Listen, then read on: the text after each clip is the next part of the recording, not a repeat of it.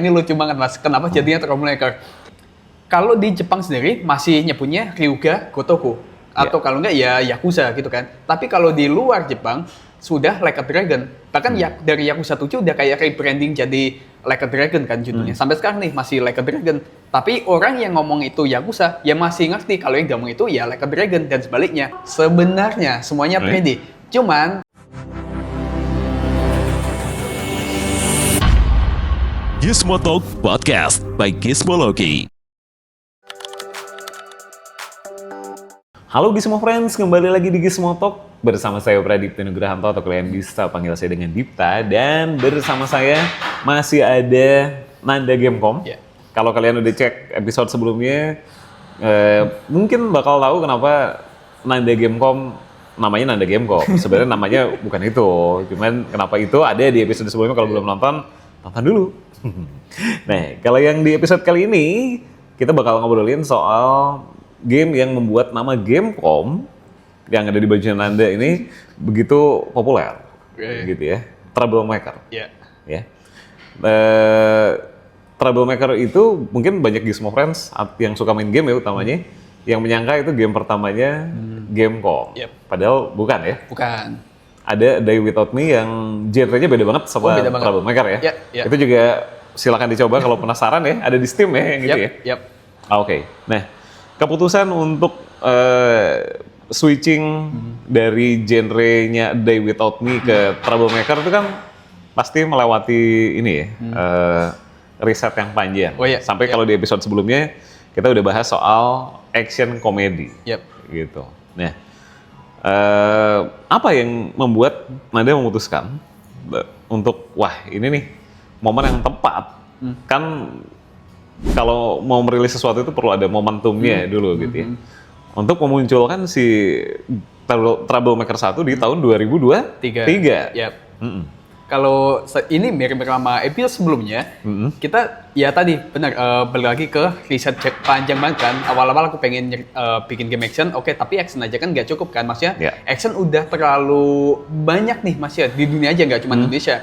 Nah, apa yang action tapi beneran bisa bilang aku banget, tapi ada nih kalau dijual ada marketnya nih gitu kan. Nah, komedi itu aku dapat dari, ya balik lagi ke aku suka apa.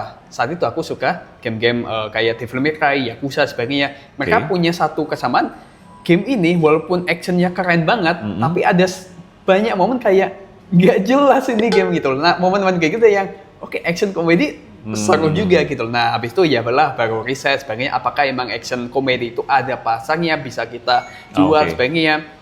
Dan kalau saat itu alasan terbesarnya balik lagi ke aku suka Yakuza, tapi nggak ada game alternatif Yakuza. Itu aja. Beneran di global ya? Di global aja, kayak beneran nggak ada. Pertama itu, terus kedua karena emang kita scope-nya mau target ke scope kecil aja, yang mana kita scope Indonesia aja, karena kita nggak mungkin bersaing di global dulu.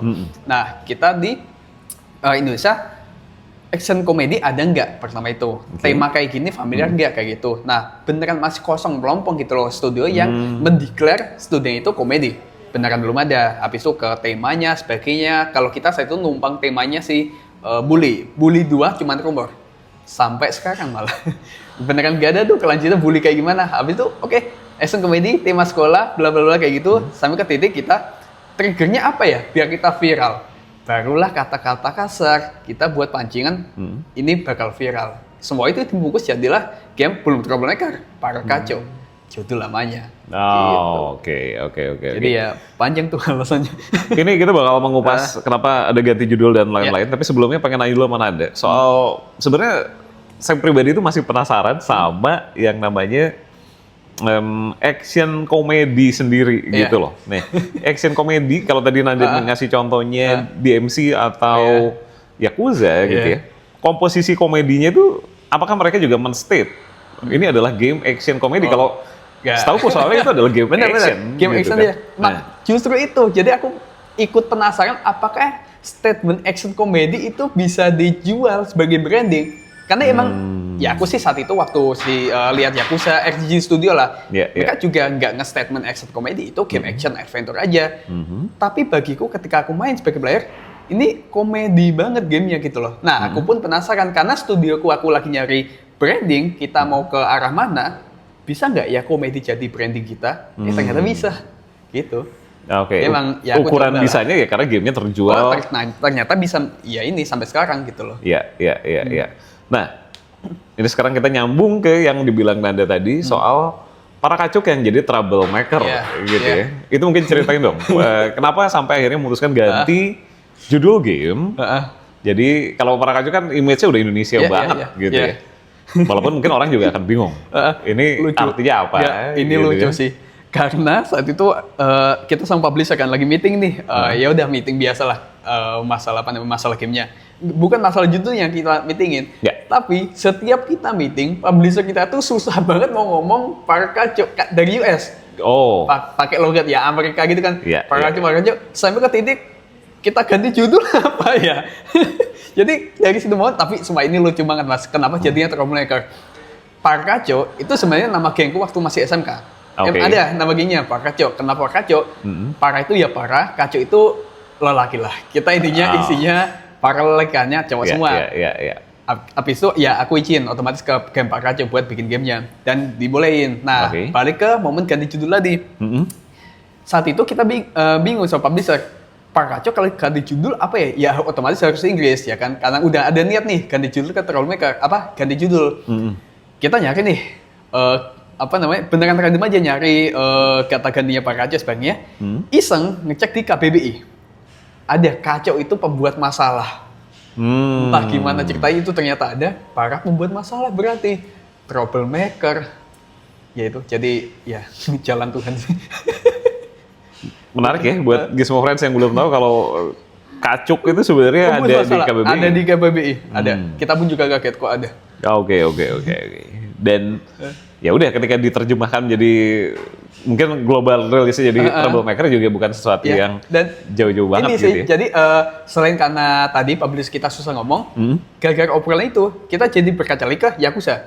Yakuza ternyata, bukan ternyata sih, tapi emang sampai saat ini kalau di Jepang sendiri masih nyebutnya Ryuga Gotoku atau kalau enggak ya Yakuza gitu kan. Tapi kalau di luar Jepang sudah Like a Dragon. Bahkan dari Yakuza 7 udah kayak rebranding jadi Like a Dragon kan judulnya. Sampai sekarang nih masih Like a Dragon. Tapi orang yang ngomong itu Yakuza ya masih ngerti kalau yang ngomong itu ya Like a Dragon dan sebaliknya. Nah kita kayaknya bisa juga deh. Kita di Indonesia kita masih nyebutnya juga Para Kacau kadang di komunitas kita. Tapi orang-orang masih tahu kalau yang kita omongin troublemaker. Jadi tanda kutip kita kayak pakai strategi yang sama. Ini game emang ada 2 judul, Para Kacau atau troublemaker. Jadi Oke. work aja gitu. Ini tadi menarik ketika Nanda menyinggung di komunitasnya Ya. troublemaker masih sering disebut sebagai para Para kacau. Kacau. Nah, Ya. kasih bocoran dong sama Gizmo Friends nih, gimana Nanda membentuk game yang basis komunitasnya Ya. cukup kuat. Ya, kalau aku sih percaya komunitas yang kuat karena ada kerelatan sama apa yang pengen lo bentuk. Kalau aku otomatis si troublemaker karakternya. Makanya kenapa karakter di troublemaker itu vibran semua mas. Dalam tanda kutip, nggak ada karakter yang kalau kita sandingin ini sama dari sisi personalitas, dari sisi karakteristik sebagainya. Oke. Contoh nih, ambil aja Budi. Budi. Orang yang naif banget kita Budi itu karakter utamanya dari si Troublemaker 1 sampai ke Betul. sekarang. Doi bocah yang naif secara perawakan ya Doi bocah yang ganteng sebagainya gitu kan. Pintar gelus banget. Terus dari sisi sifat Doi yang bocah naif banget. Doi yang nggak ada alasan buat nolong orang. Ya udah Doi nolong karena merasa ini paling benar. Doi nolong temannya karena merasa paling benar. Abis itu ada Bobby yang karakternya paling beban, paling gampang ditolol-tololin kayak gitu. Habis itu ada Rani yang pintar, Zainal yang kayak bocah kuat tapi penyakitan sebagainya. Dan banyak karakter yang lain sampai ke kita bikin Troublemaker 2 masih banyak lagi variasi karakter yang unik semua. Nah, kita bangun si Troublemaker ya berbasis dari ini satu game paket komplit buat lo itu suka karakter yang kayak gimana. Oke. Makanya ketika nih misal komunitas lagi tongkrongan lah ngomongin game Troublemaker, mereka bakal punya karakter favorit masing-masing.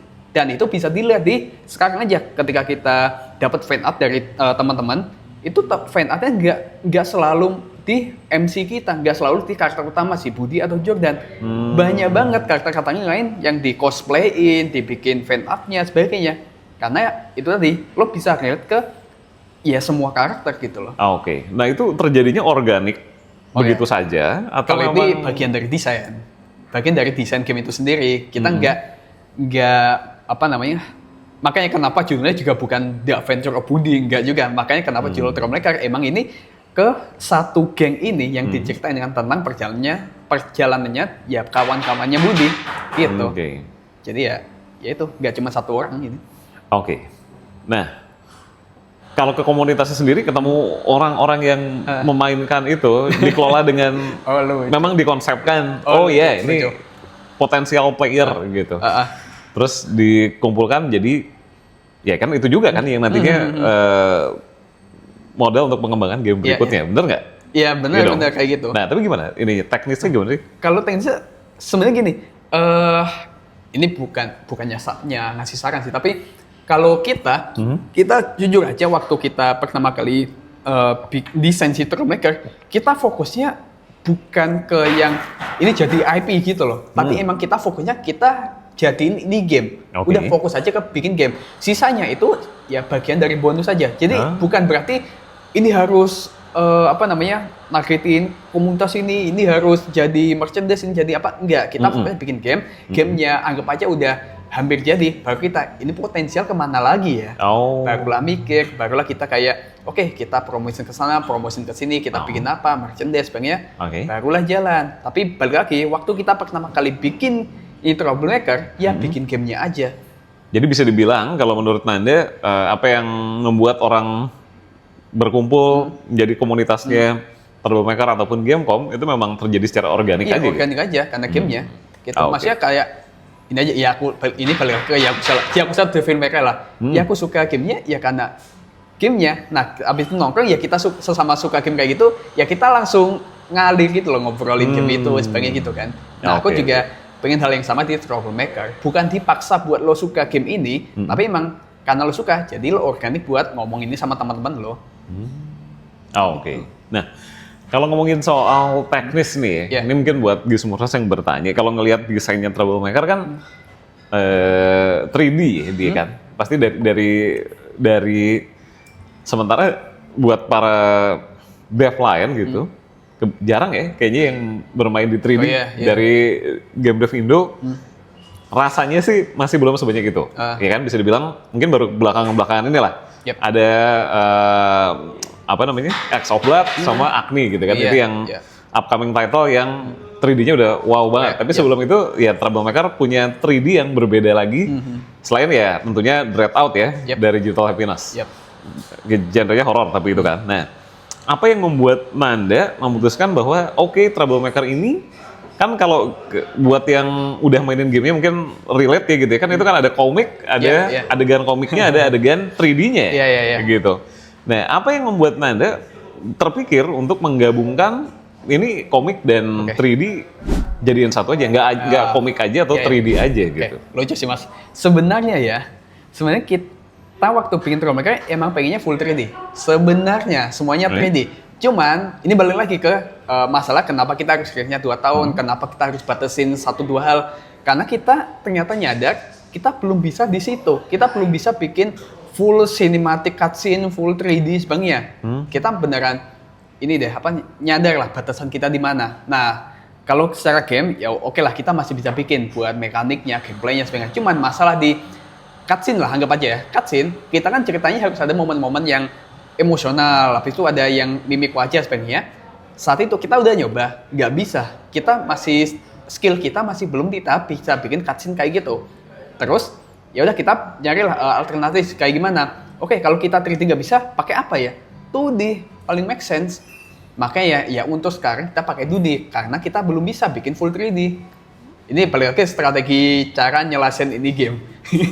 Tapi nggak menciptakan, soalnya beberapa reviewer atau nggak tahu mungkin player-player lainnya apakah ada yang merasa yang sama atau enggak. Tapi kalau saya sendiri juga merasa ini identitasnya sebenarnya gimana sih? Apakah mau 2D dengan comic style atau 3D? Gitu? Nah, ini lucunya. Itu solusi ya untuk untuk sesuatu yang kita nggak bisa achieve, itu solusi. Tapi dari solusi itu yang kita kembangin. Maksudnya kita juga nggak, karena kita cuma bisa 2D ya udah kita gambar 2D aja. Stop situ nggak, kita harus bikin art style kita sendiri. Nah kita itu art style kan juga nggak yang full nggak yang full anime atau sebagainya kan. Kita kayak gabungin, tetap karakteristik anime yang ya beneran kayak gambar manusia anime kayak gitu kan. Tapi kita gabung ke beberapa identik sama di komik western yang kayak outline-nya gede, habis itu matanya nggak ada yang mata-mata terlalu over detail di anime kayak gitu. Kita gabungin beberapa hal sampai ke orang notice gambar kayak gini, gambarnya troublemaker. Dan untungnya aku nemu namanya Fahri, doi art director kita. Itu kalau nggak salah itu 1 bulan kita coba gabungin Axel, akhirnya dapat nih Axel 2D kita, barulah pakai. Jadi dari solusi ke kita nggak bisa apa, kita manfaatin solusi itu buat jadi branding kita. Oke. Sama ini ya, ini agak lompat sedikit dari yang sifatnya visual. Tadi Nanda di awal sempat bahas juga soal bahasa kasar ya? di dalam game. Nah, ini juga ini karena berkaitan dengan teknis kalau menurut gue ya. Banyak pihak reviewer atau player yang mengatakan juga, mungkin beberapa di kolom komen reviewernya atau di Steam page-nya lupa ya. Ini kok nggak pas gitu loh, penempatan bahasa kasar sebenarnya nggak masalah. Paham. Tapi kok kayak nggak pas penempatannya ya gitu. Jadi kayak terlalu banyak bahasa kasar yang nggak perlu sebenarnya. Paham. Gimana? Kalau sebenarnya gini, pertama ini ada dua komen terkait itu. Pertama, ini aku bukannya ngebela timku atau gimana, tapi yang pernah bikin game di timku saat itu ya, saat bikin Troublemaker cuma 3 orang. Sisanya belum pernah bikin game. Jadi terus kita harus rilis ini 2 tahun. Jadi kayak pertama kali juga aku bikin game action kayak gini. Jadi dari semua hal kita belum tahu, emang jujur aja kita belum tahu formula yang pas untuk bikin dialog yang oke atau kayak teknis yang oke. Kita ya masih meraba-raba saat itu. Nah, tapi untungnya udah berhasil rilis gitu aja. Nah, kedua, emang di awal aku pengen kayak ini kan tujuannya Troublemaker 1 selain emang jadi identitas kita, ini kan harus viral seviral mungkin. Makanya kenapa ada kata-kata kasar di sana. Nah, aku pengen ketika ini game nongol di internet, ini beneran orang ngomong karena emang ini gak jelas banget, nggak mas, yang kayak ini sesuatu yang emang pasti viral di Indonesia, makanya kita desain ke ya kata-kata kasar, gamenya absurd, sebagainya, temanya kontroversi, emang tujuannya emang ini viral. Oke. Nah, dari situ, dari yang tadi keterbatasan skill tim gitu ya, terus pengemasannya juga akhirnya harus ditwist kiri kanan gitu kan. Sekarang udah mau rilis Troublemaker 2. Yang tadi sebelum kita rekaman dari bilang belum bisa bocor ini waktu rilisnya. Oke. Tapi apa ya yang jadi pembelajaran dari TBM 1, TBM itu Troublemaker ya, Gizmo Friends, ke TBM 2 nih.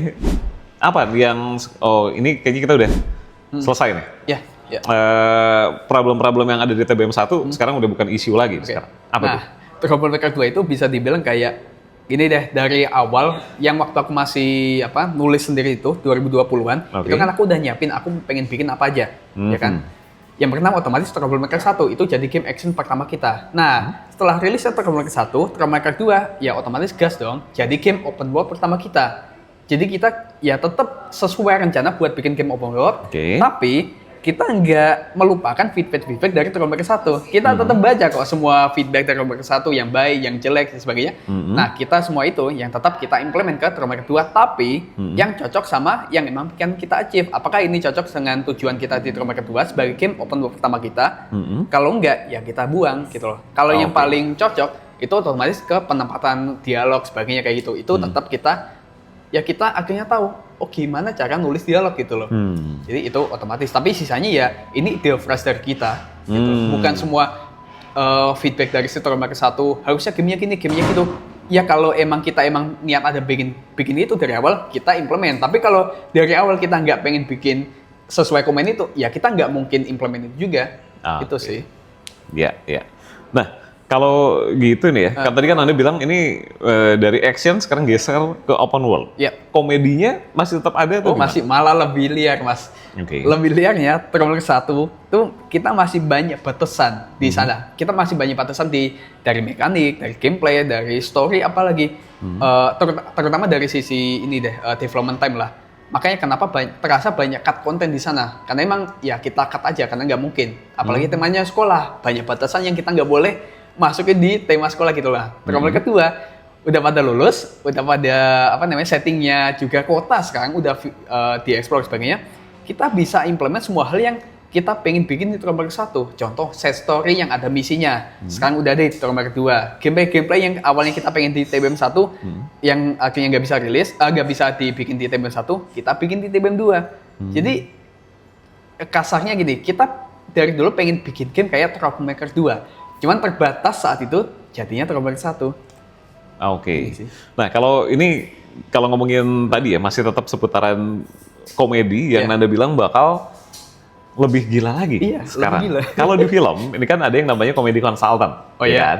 Apakah di TBM 2 Gamecom melibatkan komedi konsultan juga atau gimana? Untuk sekarang sih enggak. Untuk sekarang game ini pure 100% dari Gamecom Team Studio sendiri. Bukannya kita nggak mau nyari konsol dan sebagainya, tapi kita merasa kayak kita masih di tahap nyari identitas kita dulu siapa sih.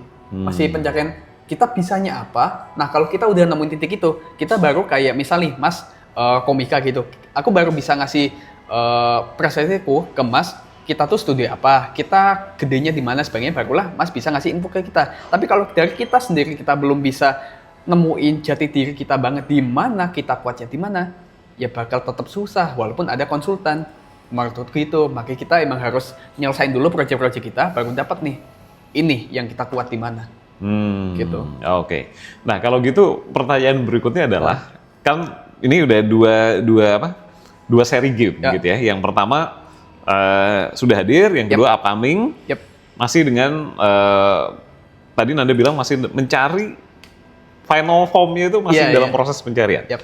Kalau menurut Nanda itu membutuhkan berapa judul game Troublemaker untuk sampai ketemu final form-nya itu? Ini sih udah bukannya udah ngomong ya, tapi aku udah ngomong di banyak media. Aku punya plan 10 tahun, Mas.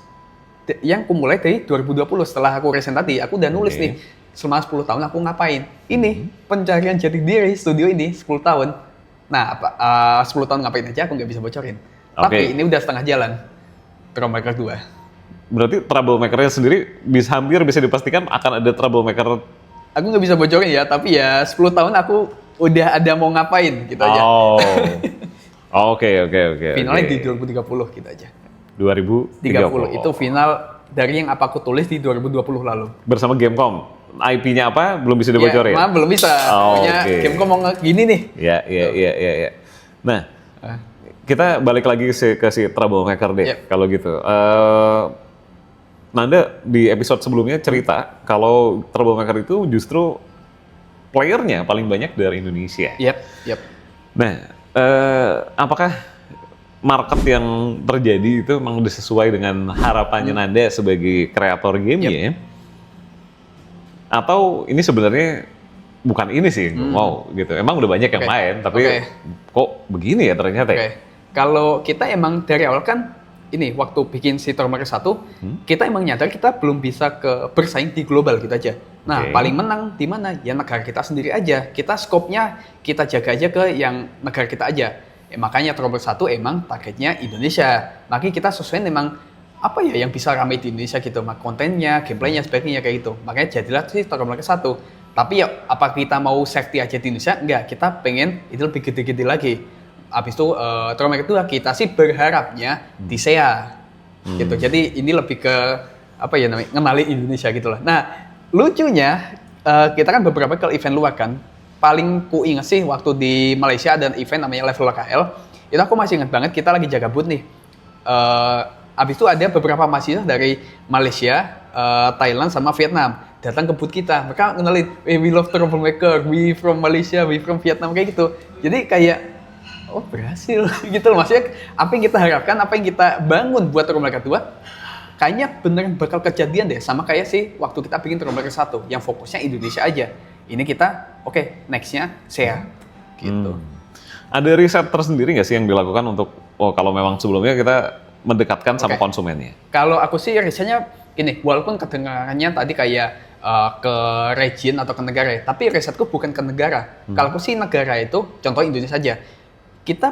Indonesia itu bukan sesuatu yang jadi hidangan utama game kita. Maksudnya siapa sih mas kayak peduli game karena dari negara mana gitu loh. Kayak aku suka Clair Obscure kan dari France itu kan nggak, aku suka itu game karena gameplaynya mungkin, story-nya mungkin. Nah Indonesia itu cuma setting. Nah kalau kita risetnya lebih ke ini cocoknya buat orang-orang yang suka apa. Kalau Troublemaker formulanya kan emang absurdnya, jokes internetnya, habis itu ya absurd aja gitu loh, maksudnya ini game action yang gak jelas lah intinya gitu. Nah orang-orang yang kayak aku suka kayak gitu loh. Nah barulah riset ke teman-teman, habis itu ke ya teman-teman di internet sebagainya, jokes-jokesnya kayak gimana, jokes-jokes di luar kayak gimana, yang nyambung kayak gimana gitu loh. Meme kan kayak globally known gitu loh meme. Oke. Nah itu yang kita kalau ini meme diolah ke game jadi apa? Gitu. Meme itu global known. Iya, bener, iya sih. Nah tapi gini, kalau kita ngomongin persaingan industri game lokal yang upcoming rilis ya, kita ngomongin TBM2 kan upcoming rilis nih. Sementara di sisi-sisi yang lain, kalau ngomongin game lokal yang akan rilis, berarti kan ada saingannya, ada Agni, ada apa namanya? Echo Flood. Iya, X of Blood juga, yang dimana dua judul ini reaksi dari berbagai ranah tuh begitu antusiasnya gitu kan. Wah, Indonesia ternyata udah bisa sampai titik ini. Nah, apa nih yang ditawarin sama TBM2 menghadapi dua kompetitor ini? Tentu saja ya tone game-nya. Kalau kita ngomongin, anggap aja tiga-tiganya game action ya. Agni, Echo Flood, Troublemaker. Tapi apa yang dipunyai Troublemaker tapi nggak dipunyai Echo Flood sama Agni, kita open world komedi. Echo Flood itu aku bisa bilang sih kayak Shifu mungkin. Ya kan, dimana gamenya tuh level-levelan, ada kayak Shifu lah, linear sebagainya kan. Agni sama mungkin doi lebih ke kayak Resident Evil yang jadul kan, yang satu area aja, habis itu kayak ya linear aja gitu. Troublemaker, ini game dimana lo bisa explore kota di Indonesia dengan segala ketololannya gitu loh. Nah, ini nggak mungkin tiba-tiba di game yang serius banget di Echo Flood ada yang nyotok komedi gede, nggak mungkin. Itu cuma ada di Troublemaker. Nggak mungkin dong. Menarik. Kalau gitu, buat yang kan gini, buat yang apa ya, mungkin ini pertama kali akan membeli TBM2. Dan ada juga player yang sebelumnya udah main TBM pertama. Ini apa strategi dari Gamecom buat yang udah main, dan kan gini, yang udah main mungkin ada yang kalau yang oke ya udah mungkin akan beli lagi. Tapi yang merasa wah, gue belum kena nih TBM 1, TBM 2 beli nggak ya? Nah, menurut Nanda apa yang jadi alasan mereka harus beli lagi nih sequelnya? Pertama mungkin karena balik lagi ke open world-nya. Kayak gini deh, ini mungkin bukannya bias atau gimana ya, tapi game Indonesia yang beneran ngejual open world-nya ada nggak sih mas di Indonesia? Kalau waktu aku riset, jujur aja kayak belum nemu deh yang beneran jadi itu jualan utama. Mungkin Dreadnought 2, tapi Dreadnought 2 ketika lo main kayak ya setting kota aja, bukan sesuatu yang lo jual sebagai nilai utamanya gitu loh. Nah, Troublemaker 2 itu yang pengen kita jual. Ini akhirnya ada game Indonesia open world yang lo bisa explore di kota dengan segala isinya gitu loh. Ada mini game di sana, side story di sana, ketololan warga sebagainya. Itu jadi nilai utama. Kalau lo emang nggak tahu Troublemaker itu apa, nah, kalau lo suka Troublemaker, aku jamin kalau lo suka Troublemaker ya, aku jamin lo bakal suka banget Troublemaker 2. Gitu aja. Kalau lo belum tahu ya, bisa dicoba Troublemaker 2. Siapa tahu setelah lo nyobain yang kedua, lo penasaran background dari karakter-karakter itu. Bisa nyoba di Troublemaker 1. Oke. Dan ngomongin soal open world, itu kan identik sama luasnya map. Gitu ya. Seluas apa sih map TBM 2? Kalau TBM 2 sih aku nggak bisa bilang luas banget ya. Tapi ini anggap aja nih, kemarin kita bikin komparasi, itu 11-12 atau mungkin lebih luas dikit dari si Kamurocho-nya Yakuza. Kayak lebih luas dikit aja Kamurocho. Dari jalan ke ujung itu kayak semenit 2 menit lah. Kalau jalan lurus lempeng. Tapi ya otomatis kan karena kota berkali-kali ditambah ya. Kalau kita itu bukan ngejual luasnya juga aja, tapi lebih ngejual isinya. Kayak experience yang aku pengen di Troublemaker 2 ya. Ketika mas lagi nggak di main story, kalau main story otomatis ya jalannya linear aja kan. Kalau lagi keliling bebas, misal mas ke alun-alun kota, nemu apa di sana, habis itu mas samperin, tiba-tiba ada sesuatu yang menarik di sana, habis itu ada plot twist cerita lagi di sana, warga lagi ngapain, itu experience pengenku di Troublemaker 2. Jadi bukan luasnya, tapi sepadat apa isinya. Gitu. Dari TBM 1 ke TBM 2 ini sama-sama, TBM 1 makan waktu produksi 2 tahun. 1,5 lah. 1,5 tahun. TBM 1 ke TBM 2 makan waktu 2 tahun berarti. Kalau tadi Nanda bilang gamenya ini memang harus dirilis sekarang ketika TBM 1 ya, setelah udah ada deadline-nya tuh ya udah kita nggak bisa nahan-nahan lagi. Apakah yang TBM 2 juga sama? Sama. Kalau ini memang ini udah waktunya rilis Sama, nanti Mas. pada waktu tanggal rilisnya Iya. yang Ah. belum bisa dikasih tahu itu. Sama, maksudnya kita juga gini, aku percaya aku dan juga Game Room Studio itu belum jadi studio yang kita bisa ngejar perfect. Oke. Kita masih di ranah kita emang harus apa ya, pelan-pelan nyari pengalaman buat ke titik perfect itu. Nah, term 1, term 2 itu masih bagian dari perjalanan kita perfect di mana sih gitu loh. Jadi aku juga bisa bilang ini bukannya merendahkan gameku sendiri atau timku ya. Yeah. Tapi ini kita emang belum bisa perfect gitu loh. Kita maksudnya ini juga baru game action kedua kita gitu loh. Kita masih tanda kutip buta nih di ranah ini. Kita masih nyari kita oke-nya di mana sih gitu. Jadi emang daripada lo kayak nyari perfect lo di mana, mending rilis aja, lo dapat feedback, lo dapat ya kantor makin running ya kan karena revenue sebagainya.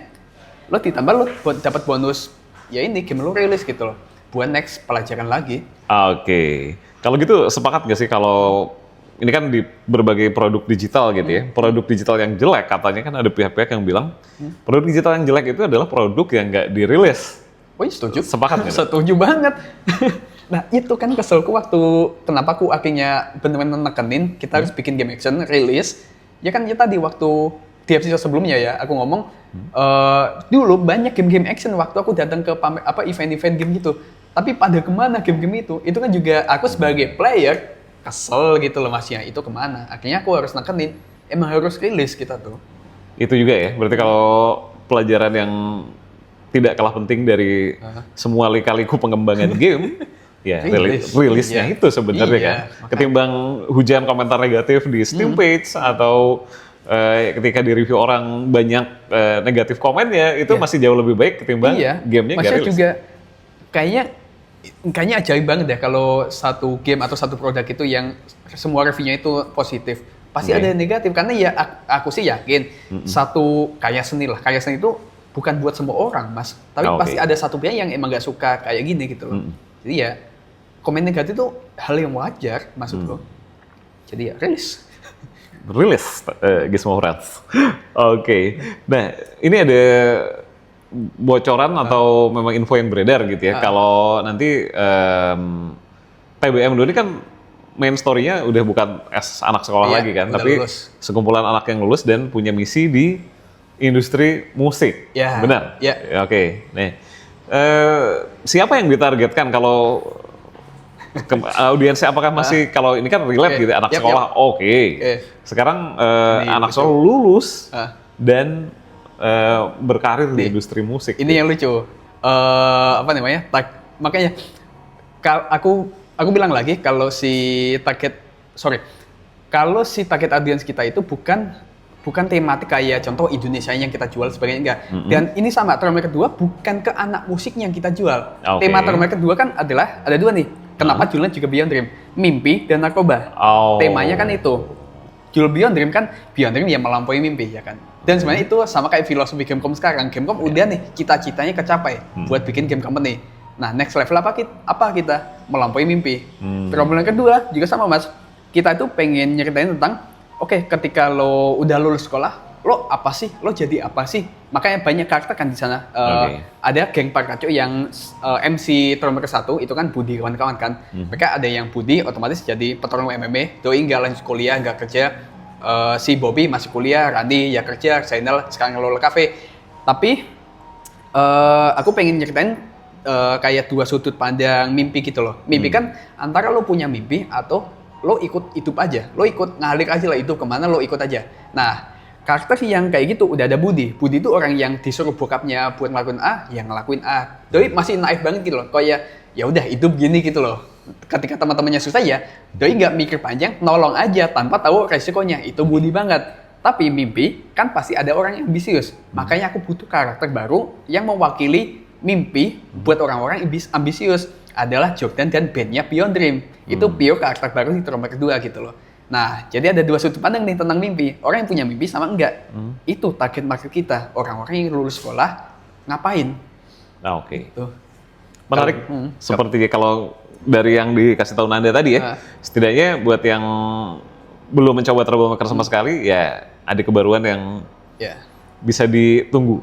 Setidaknya gitu. Kalau menurutku setidaknya itu. Dan Kalau ngomongin IP Troublemaker sendiri selain sebagai game, sejauh ini udah apa aja? Ada apa aja sih? Kalau sekarang yang lagi ongoing ya, ini film. Kita Film ya? lagi on development sama si Lito Pictures yang kemarin garap Pamali sama Dreadnought. Oh. Itu kita lagi on progress. Cuman kapan sebenarnya aku belum bisa ngomong. Oke. Tapi lagi on progress. Terus sisanya, ini aku nggak bisa ngomong ini udah established ya. Tapi kita beberapa kali udah kayak jualan merchandise sebagainya kan. Tapi Dalam selalu bentuk sold out. bentuknya apa aja? Ya merchandise kayak ya merchandise kecil-kecilan, tapi ada yang kayak barang-barang gede juga kayak standee sebagainya kayak gitu, selalu sold out juga setiap kita datang ke event. Tapi aku tahu juga kenapa ke sold out, karena setiap orang yang datang ke booth kita emang udah tahu kita gitu loh, maksudnya emang udah yang nyamper kita emang udah tahu Troublemaker, udah kayak gitu. Kayak kita nggak perlu ngenalin kita siapa, game kita apa, kita udah nggak perlu gitu. Ini bukannya songong ya, tapi kayak ya selalu gitu setiap kita ke event. Jadi ketika kita jual merchandise, ya udah pada tahu ini tuh karakter apa, siapa, sebagainya gitu. Berarti ada t-shirt gitu, ada? Kemarin ada, Oke, terus tas, ada sebagainya juga ada. Oh. Ya, dan selalu kejual gitu sih. Oke. Tapi apakah itu jadi fokus jualan kita untuk sekarang? Belum, kita masih fokus ke gamenya dulu aja. Oh. Gitu sih. Di TBM 2 gimana? Sama, terakhir waktu event tahun lalu berarti yang di, aku masih inget G2G tahun 2024 berarti. G7 itu Gamers to Gamers dari Blasi Mande ya? Itu juga solid juga, semua jualan kita. Jadi ya beneran, orang udah tahu kita sih untung. Oke. Dan kemungkinan di TBM 2 bakal banyak item-item merchandise setelah rilis, karena banyak hal yang kita juga nggak bisa spoiler nih gitu. Oke. Selain di event-event, apa ada rencana buat ngejual produk Troublemaker ya selain gamenya? Oh, sebenarnya pengen sih. Di marketplace gitu Iya, misalnya? pengen sih. Tapi, sebenarnya kalau marketplace kayak gitu, banyak yang udah request. Oke. Kayak teman-teman yang, kan waktu kita event habis jualan, kan banyak yang nge-share juga kan, beli apa gitu. Banyak teman-teman yang nggak bisa datang ke event, ngetek-ngetek kita, beli dong, buka marketplace pengennya. Kita sih ngomong, ya OTW. Tapi karena belum ada orang buat kesana, mas, jujur aja. Kita masih full tim itu masih fokus ke bikin gamenya dulu. Oke. Itu sih. Ya semoga. Semoga ya. Semoga. Betul. Dan ini buat yang bertanya-tanya juga ya. TBM 2 itu bakal rilis di platform apa aja? Kalau yang pertama kan PC, Ya. Xbox sama Switch. Ya. PS tidak ya? Belum. Berarti ada kemungkinan upcoming Ya, TBM 1 ada di semoga. PS, mungkin aja. Oke, kalau yang kedua gimana? Aku sih masih pakai strategi yang sama ya buat game-game kita. Pertama pasti PC. Oke. Karena paling aksesibel buat kita, ya tinggal rilis aja. Platform-platform yang lain ini gantian sih aku bisa bilang, kayak karena kita strateginya itu harus dapat sesuatu, misalnya gini aja deh, waktu yang Switch kemarin. Sebenarnya kan gamenya udah rilis sama, udah rilis dari 2023 kan, yang di PC sama Xbox kan. Terus kemarin tiba-tiba rilis di Switch. Nah, kita dapat bisa rilis di Switch karena ada kesempatan dan ada peluang bisnis di sana, Mas. Ada yang ya bisnis kayak business things lah. Habis itu barulah menarik nih buat kita rilis di platform Switch. Kita dapat sesuatu, game kita juga rilis. Ya gitu. Nah, TBM 2 sama. Nanti aku bakal nyari peluang. Kalau kita rilis di platform lain, kita harus dapat sesuatu juga. Jadi nggak asal rilis aja gitu loh. Kalau rilis aja bisa kita, tapi ya cuma sekedar rilis aja. Kita nggak akan dapat bonus lah lebih tepatnya gitu. Ini sih ya strategi bisnis buat running kantor sih. Gitu aja. Oke, kalau gitu last word buat para player TBM pertama dan mereka yang belum mengenal TBM nih, mungkin terkait upcoming TBM 2 nih, apa nih yang mau disampaikan Anda? Ini sih kayak ya agak ngulangnya tadi. Kalau lo suka Troublemaker, lo beneran ini game yang lo suka, aku jamin banget lo bakal suka banget Troublemaker 2. Ini beneran jaminan ya? Jaminan. Pokoknya apa yang dulu ku pengen bayangin di Troublemaker 1, akhirnya kesampaian nih di Troublemaker 2 gitu loh. Banyak konten yang akhirnya aku bisa bikin di yang kedua. Nah, tapi kalau lo masih kurang suka Troublemaker 1 atau bahkan nggak mau main Troublemaker 1, aku nyaranin sih lo coba dulu Troublemaker 2. Kenapa? Karena ya ini akhirnya game yang emang pengen ku bikin, tapi saat dulu Troublemaker 1 aku belum kesampaian bikinnya. Jadi lo coba dulu Troublemaker 2, kalau lo ngerasa kayaknya cocok, bisa deh coba Troublemaker 1 buat tahu background sebagainya. Oh, oke. Kita tunggu aja waktu rilisnya ya. Ya. Yang pasti di tahun ini ya. Tahun ini deket lagi kok. Di rentang harganya Oh, murah banget. lebih murah dari Upin Ipin ya? Pasti ya? Jauh. Aku nggak bisa bocorin tapi jauh banget. Oke, Lo oke. cut berkali-kali lipat itu kan. Ya, Jadi. kalau Upin Ipin bisa dapat berapa Ya. kopi lah gitu nanti. Dan pastinya Steam dulu ya pertama Steam ya. dulu, jelas. Baru nanti menyusul di platform-platform platform yang lain. Oke, kalau gitu terima kasih obrolannya kali ini dan kita sama-sama penasaran ya menunggu panel rilisnya Sama. TBM 2. Kalau mau tahu update-nya bisa di mana? Di semua sosial media kita di @gamecomteam atau di sosial pribadiku Nanda Gamecom di semua juga. Oke, DM aja ya Boleh. sama Nanda. Nanti dikasih sama nanti. Dan jangan lupa juga untuk subscribe ke channel YouTube Gizmologi, follow kita di @gizmologi di Instagram, juga gizmotalk.id. Gizmotalk tayang setiap hari Senin dan pastikan kalian mendapatkan update informasi terbaru soal teknologi dan selingkar wilayahnya dengan berbagai tema yang gak kalah seru. Oke, gue Dipta pamit, Nanda juga. See you in the next episode and bye-bye guys.